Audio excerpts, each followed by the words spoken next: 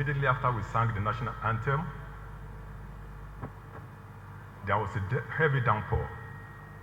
God sent down the rains. That to me was a symbol of grief, and it was nature mourning the loss of a significant figure. The wife of the late former Inspector General of Police, Mrs. Arase. Your Excellency, the Governor of Edo State, here ably represented by the Deputy Governor of Edo State, Your Excellency, the former Governor of Edo State, Comrade Adams Oshiomhole, former Inspectors General of Police here present, former Deputy Inspectors General of Police, and serving Deputy Inspector General of Police here present, senior members of government who may be here present, distinguished ladies and gentlemen, the passage of Dr. Solomon Arase, former Inspector General of Police and former Chairman Police Service Commission, is a loss that weighs heavily not only on his family, but on the Nigerian police and on the nation at large. He was not just a police officer. He was an institution in himself, a rare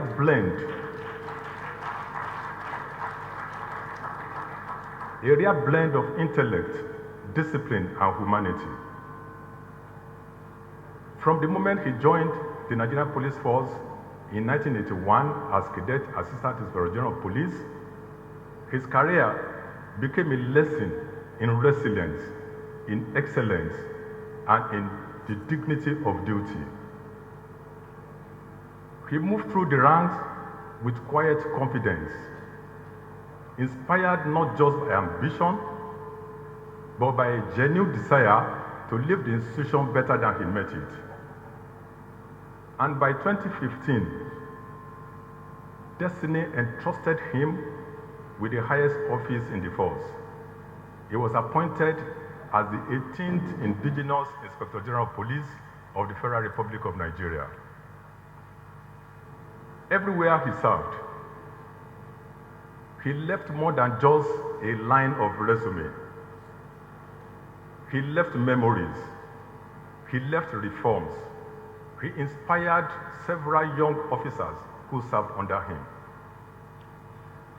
From Benin City, where he was a DPO, to Namibia, where he carried the flag of Nigeria high at the international peacekeeping operations under the United Nations Transit Assistance Group,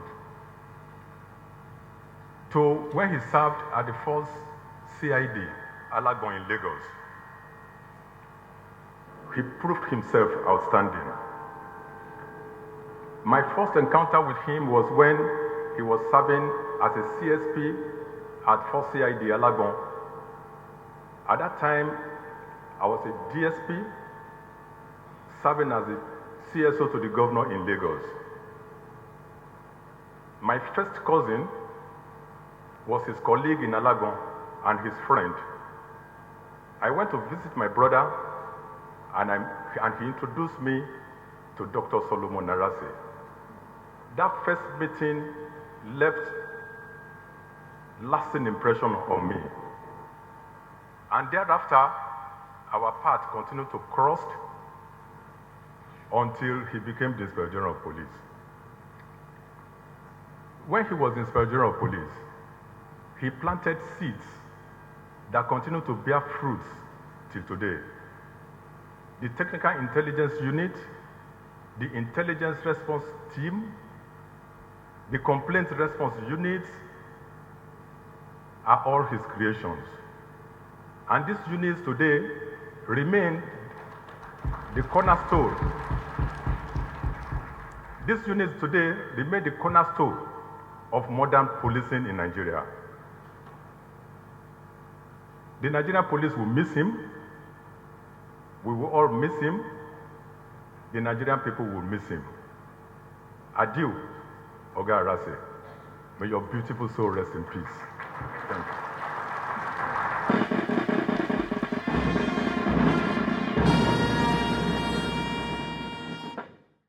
you. England expects everybody to do his best. I'm happy I've done mine. Nigeria expects a police officer every year to do his best.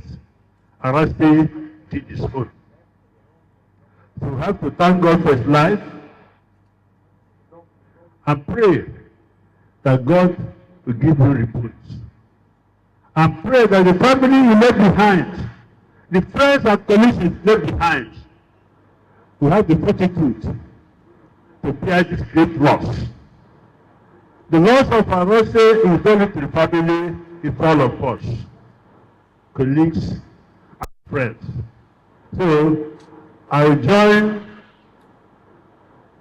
IGP to pray that God will bless his soul. Those of us left behind have the fortitude to bear the loss. Thank you very much. Tears filled my eyes.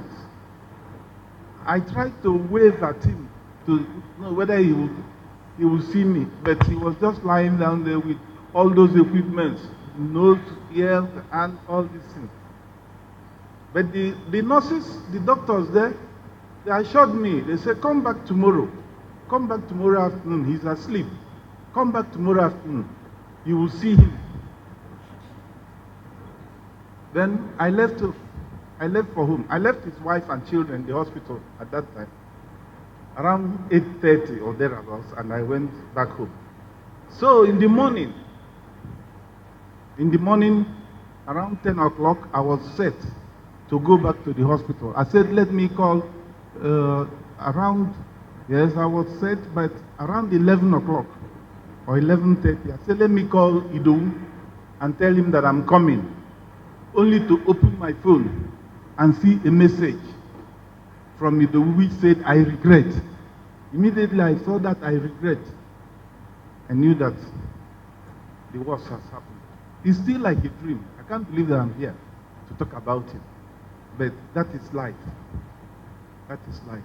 So, ladies and gentlemen, it is with deep grief that I stand before you to talk about my friend, glowing tribute to him. Solomon was a quintessential police officer, a consummate one, all in one package. The day God created him, he made him a policeman. His commanding presence alone, when he comes into a space, he makes a statement.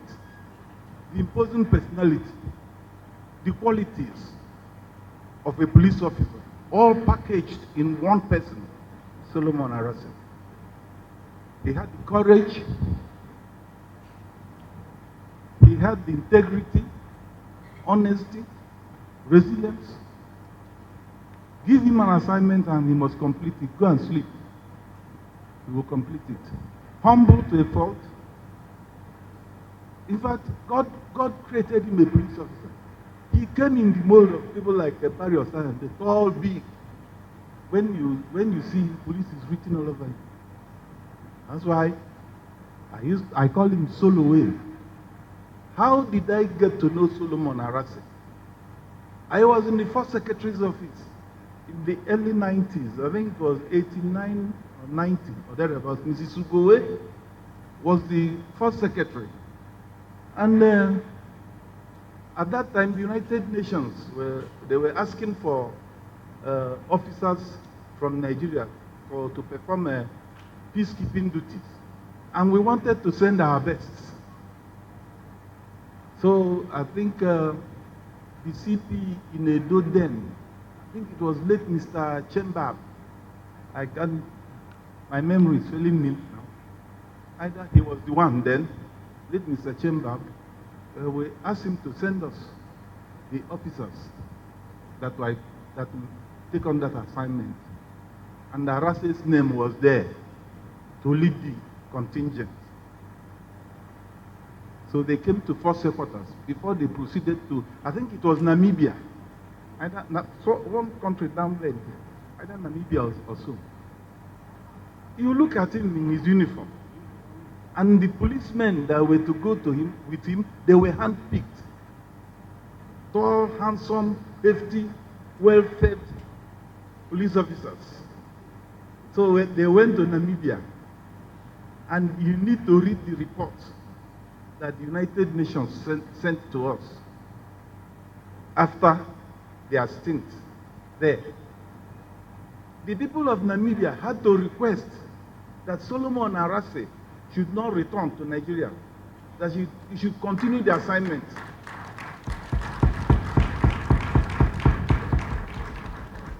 And in that United Nations report, they stated clearly there that this officer is going to make a mark in his profession and will lead the police force in Nigeria. I didn't know that some people can predict very well. That prediction came true. Solo was well groomed for the job. It's not like somebody was just appointed as IG of police. He was well groomed for the job. That's why I told you here that he's a complete package. Serving under 3 IGs as PSO, how else do you want to learn the job?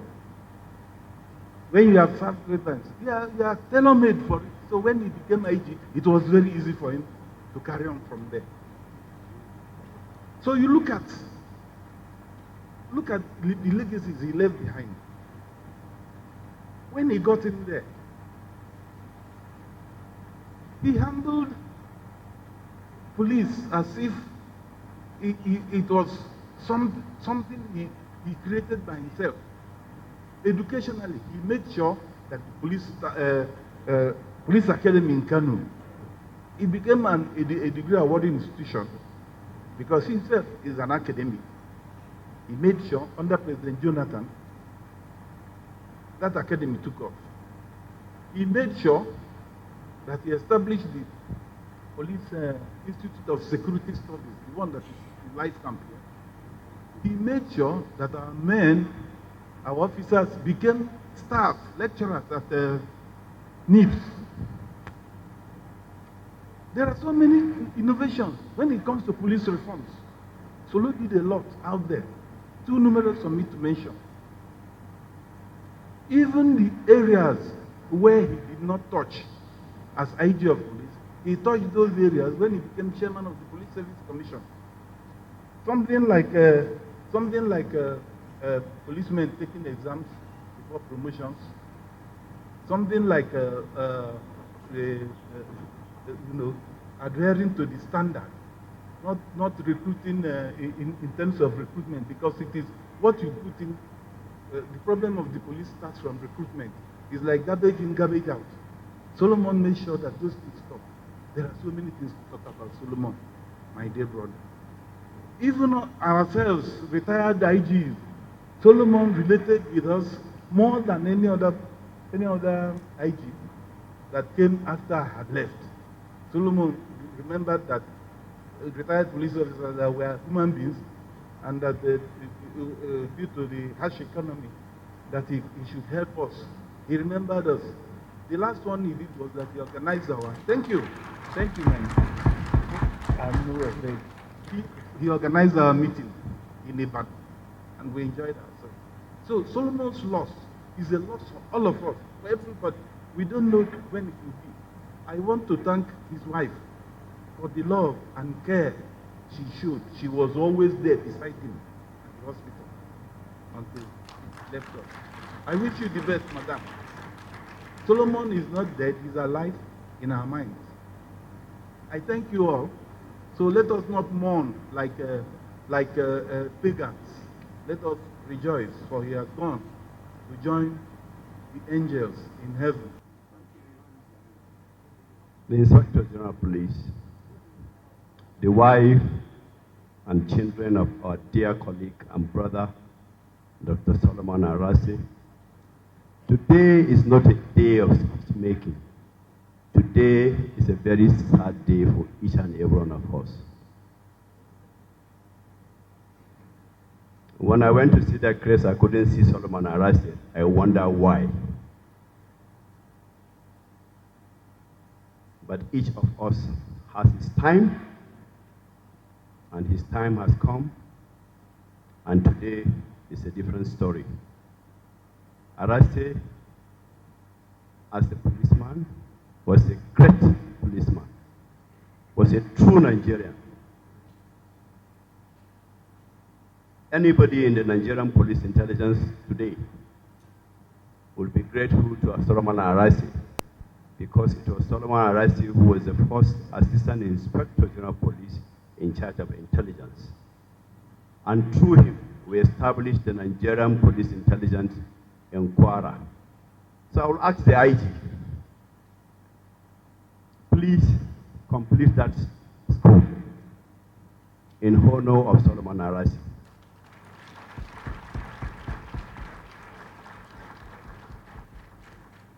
This is a man who is fearless, who is honest, who is trustful, and he has served this country as a committed and dedicated police officer. May God bless his soul. Thank you very much. His wife, the wife of late Inspector General of Police, and members of the family, other distinguished personalities, my salutation. All those who have spoken are the seniors of Mr. Arase. Starting from me down to anybody here that is a police officer, we are those he mentored. And I want to present a small talk on that, befitting who Arase was. Presenting a befitting tribute in honor of a personality like Solomon Arase requires writing a book in which each chapter, with its uniqueness, can take his personality, his intellectualism, his vision, and professionalism. Solomon Arase was a man born with tools of leadership, chemistry of humility, and gift of deep knowledge. He was a genius in policing and an encyclopedia of wisdom. Name any field in policing, and you could find the footprints of Mr. Solomon Arase in the Nigerian police. Late Arase set institutional and operational standards that are still today benchmarking what is in the police, either in administration, operation, or in investigation. On personal level, he was my strong pillar, confident, and professional guide to me in my career, particularly all through my tenure as the Inspector General of Police. As a welfareist, he drew internal fulfillment in solving problems always. As a motivator, he empowered, encouraged, and prayed with his subordinates at all times. Memories of his righteousness in life he lived, the souls he uplifted, his love and contribution to policing, his service to the nation, humanity, and God, his soaring international image in law enforcement and criminal justice discourse, and his virtue of integrity and humility remind me that police family, the Nigeria as a country, and the international community have lost a dear gem. The pain haunts me, but as a true Muslim, I encourage us all to submit to faith and believe that Almighty Allah gifted him to humanity, was also the one that called him back. To him we came, and to him we shall return. For life is a race we shall all, or we could all, must complete. Every soul must taste death. To the family, may God Almighty comfort you. To the departed, may God forgive his imperfection on and grant him eternal rest. May the soul of late Solomon Arase rest in perfect peace.